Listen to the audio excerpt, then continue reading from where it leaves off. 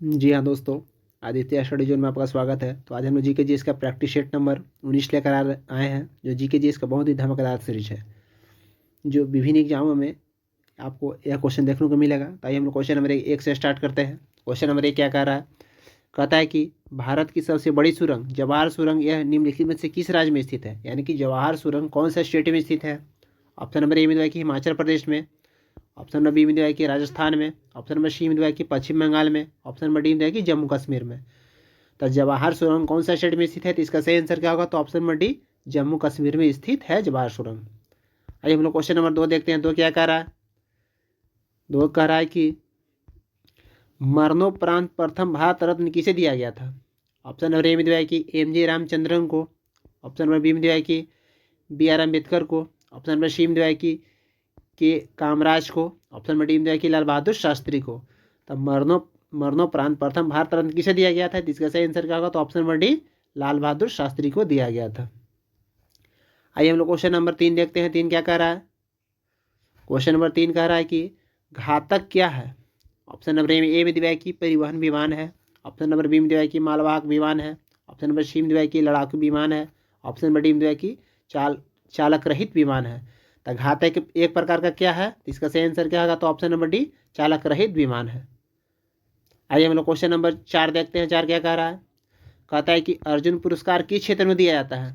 Option number A में दिया है कि खेल के क्षेत्र में, ऑप्शन नंबर बी में दिया है कि सिनेमा के क्षेत्र में, ऑप्शन नंबर सी में दिया है कि रक्षा के क्षेत्र में, ऑप्शन नंबर डी में दिया है कि पत्रकारिता के क्षेत्र में। तो अर्जुन पुरस्कार किस क्षेत्र में दिया जाता है? तो इसका सही आंसर क्या होगा? तो ऑप्शन नंबर ए, खेल के क्षेत्र में अर्जुन पुरस्कार दिया जाता है। आइए हम लोग क्वेश्चन नंबर 5 देखते हैं। 5 क्या कह रहा है? 5 कह रहा है कि सत्यार्थ प्रकाश किसने लिखी है? यानी कि सत्यार्थ प्रकाश पुस्तक का लेखक कौन है?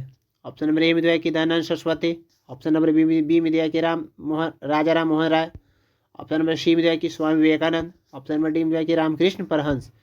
तो सत्यार्थ प्रकाश पुस्तक का लेखक कौन है? तो इसका सही आंसर क्या होगा? तो option number A, Dayanand Saraswati है। आइए हम लोग क्वेश्चन नंबर 6 देखते हैं। 6 क्या कह रहा है?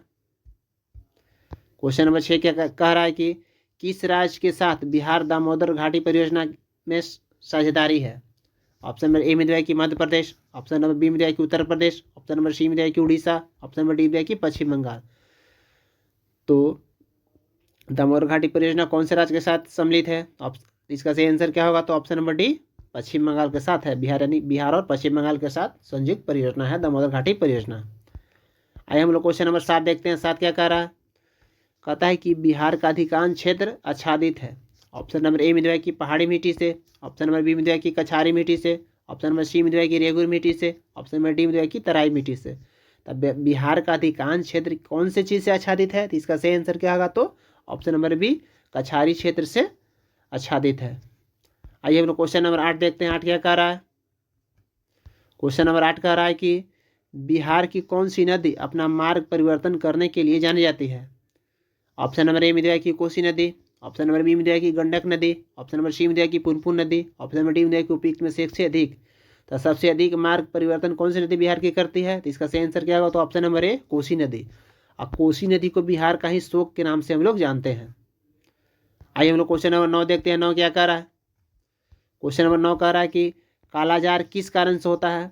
ऑप्शन नंबर ए में दिया है कि प्लाज्मोडियम से, ऑप्शन नंबर बी में दिया है कि लिस्मानिया से, ऑप्शन नंबर सी में दिया है कि ट्राइकोपाइथॉन से, ऑप्शन नंबर डी में दिया है कि टीनियस कैपिटिस से। तो कालाजार किस कारण से होता है? तो इसका सही आंसर क्या होगा? तो ऑप्शन नंबर बी, लिस्टमानिया से होता है कालाजार। आइए हम लोग क्वेश्चन नंबर 10 देखते हैं। 10 क्या कह रहा है? कहता है कि मिनीमाता रोग निम्नलिखित में से किसके सेवन से होता है?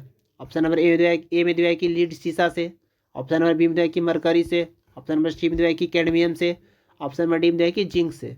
तो मिनीमाता रोग किससे होता है? इसका सही आंसर क्या होगा? तो ऑप्शन नंबर बी, मरकरी यानी कि पारा से होता है मिनीमाता रोग। आइए हम लोग क्वेश्चन नंबर 11 देखते हैं। 11 क्या कह रहा है? कहता है कि प्रोटीन का पाचन कहाँ से शुरू होता है? ऑप्शन नंबर ए में दिया है कि अमाशय से, ऑप्शन नंबर बी में दिया है कि छोटी आंत से, ऑप्शन नंबर सी में दिया है कि मुख से, ऑप्शन नंबर डी में दिया है कि बड़ी आंत से। तो प्रोटीन का पाचन कहाँ से प्रारंभ होता है? तो इसका सही आंसर क्या होगा? तो ऑप्शन नंबर ए, अमाशय से होता है। अगर आप लोग के वीडियो अच्छा लग रहा हो तो अपने से स्टडी ग्रुप में शेयर अवश्य करें, और चैनल को सब्सक्राइब नहीं किए तो चैनल को सब्सक्राइब करें। आइए हम लोग क्वेश्चन नंबर 12 देखते हैं। क्वेश्चन नंबर 12 क्या कह रहा है, कहता है कि डोलोमाइट एस्क है, यानी कि डोलोमाइट किसका एस्क है। ऑप्शन नंबर ए दिया कि मैग्नीशियम का, ऑप्शन नंबर बी में दिया कि जिंक का, ऑप्शन नंबर सी में दिया कि आयरन का, ऑप्शन नंबर डी में दिया कि लेड का। तो डोलोमाइट किसका एस्क है, तो इसका सही आंसर क्या होगा, तो ऑप्शन नंबर ए मैग्नीशियम का एस्क है डोलोमाइट। आइए हम लोग क्वेश्चन नंबर 13 देखते हैं। कहता है कि NaCl में कौन सा अबंध होता है, यानी कि सोडियम क्लोराइड में कौन सा अबंध विद्यमान होता है। ऑप्शन नंबर ए में दिया कि आयनिक अबंध, ऑप्शन नंबर बी में दिया कि सहसंयोजिक अबंध, ऑप्शन नंबर सी में दिया कि उप संयोजी अबंध, ऑप्शन नंबर डी में दिया कि एच बंध। तो NaCl में कौन सा अबंध उपस्थित होता है, तो इसका सही आंसर क्या होगा, तो ऑप्शन नंबर ए आयनिक बंध उपस्थित होता है। आइए हम लोग क्वेश्चन नंबर 14 देखते हैं। 14 क्या कह रहा है, कहता है कि क्वेश्चन नंबर 14 कहता है कि बादल या कोहरा किस कोलाइट निकाय का उदाहरण है। ऑप्शन नंबर ए में दिया है कि ठोस गैस में परिक्षिप्त का, ऑप्शन नंबर बी में दिया है कि गैस गैस में परिक्षिप्त का, ऑप्शन नंबर सी में दिया है कि द्रव गैस में परिक्षिप्त का, ऑप्शन नंबर डी में दिया है कि ठोस द्रव में परिक्षिप्त का। तो बादल या कोहरा किस कोलाइट का उदाहरण है, इसका सही आंसर क्या होगा, तो ऑप्शन नंबर सी द्रव गैस में परिक्षिप्त का उदाहरण है।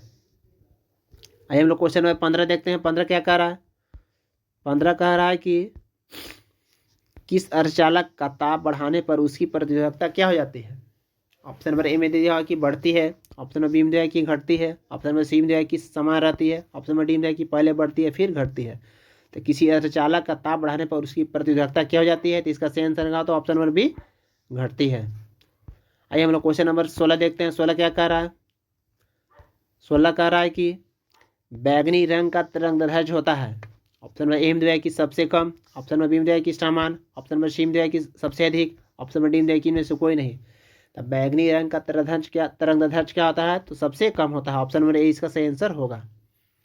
आइए हम लोग क्वेश्चन नंबर 17 देखते हैं। कहता है कि गुरुत्वीयकरण का मान क्या होता है।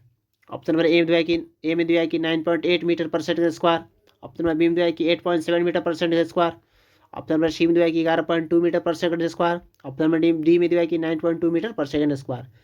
तो गुरुत्वीय त्वरण का जी का मान क्या होता है, जिसका सही आंसर क्या होगा, तो ऑप्शन नंबर ए 9.8 मीटर पर सेकंड स्क्वायर होता है। आइए हम लोग क्वेश्चन नंबर 18 देखते हैं। 18 क्या कह रहा है, क्वेश्चन नंबर 18 कह रहा है कि एंगस्ट्रम क्या मापता है। ऑप्शन नंबर ए में दिया है कि आवृत्ति, ऑप्शन नंबर बी में दिया है कि तरंगदैर्ध्य, ऑप्शन नंबर सी में दिया है कि आवर्तकाल, ऑप्शन नंबर डी में दिया है कि समय। तो एंगस्ट्रम क्या मापता है, तो इसका सही आंसर क्या होगा, तो ऑप्शन नंबर बी तरंगदैर्ध्य मापता है। आइए हम लोग क्वेश्चन नंबर कि वंदे मातरम योजना किसके लिए है। ऑप्शन नंबर ए में दिया है कि गर्भवती महिलाओं के लिए, ऑप्शन नंबर बी में दिया है कि बाल श्रमिकों के लिए, ऑप्शन नंबर सी में दिया है कि वरिष्ठ नागरिकों के लिए, ऑप्शन नंबर डी में दिया है कि विकलांगों के लिए। तब वंदे मातरम योजना किससे संबंधित है, इसका सही आंसर क्या होगा, तो ऑप्शन नंबर ए गर्भवती महिलाओं के लिए है वंदे मातरम योजना। आइए हम लोग क्वेश्चन नंबर 20 देखते हैं। कहता है कि भारत में मनरेगा कब लागू किया गया था। ऑप्शन नंबर ए दिया है कि 2004 ईस्वी में, ऑप्शन नंबर बी में दिया है कि 2005 ईस्वी में, ऑप्शन नंबर सी में दिया है कि 2006 ईस्वी में, ऑप्शन नंबर डी में दिया है कि 2007 ईस्वी में। तो भारत में मनरेगा कब लागू किया गया था, इसका सही आंसर क्या होगा, तो ऑप्शन नंबर बी 2005 ईस्वी में। तो आज का लास्ट क्वेश्चन था। अगर आप लोग ये वीडियो अच्छा लग रहा तो स्टडी ग्रुप पे शेयर अवश्य करें और चैनल को सब्सक्राइब नहीं किए हैं तो चैनल को सब्सक्राइब अवश्य करें। मिलते हैं नेक्स्ट वीडियो में। Thank you so much.